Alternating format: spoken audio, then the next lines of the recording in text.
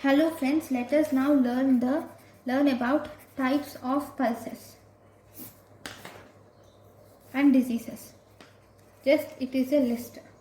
So first we have anachrotic pulse.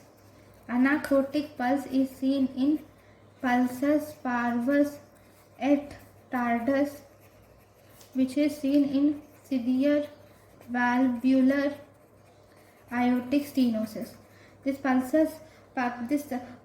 second type of pulse, if you see, we have Bisphenol pulse. Okay, Bisphenol pulse is seen in aortic regurgitation with aortic stenosis and hypertrophic obstructive cardiomyopathy.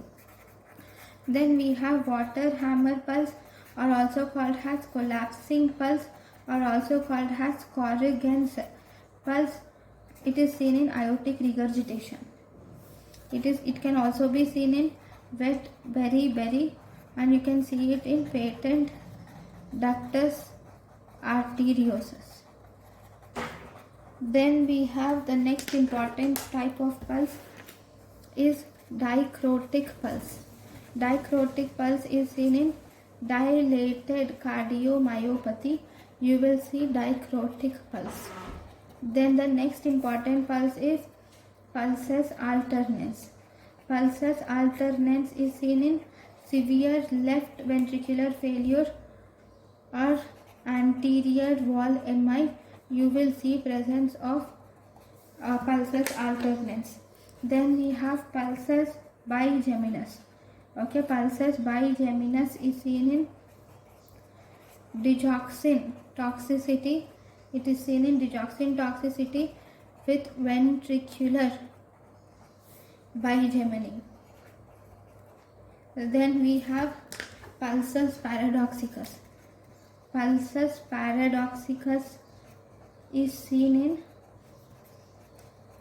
in pulmonary tamponade.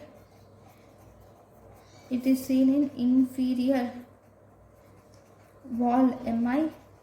Then constrictive pericarditis. Then it is seen in severe acute bronchial asthma. Then it is seen in pulmonary embolism, and it is also seen in superior vena cava obstruction. So these are the different causes of pulsus paradoxicus. Thank you for watching.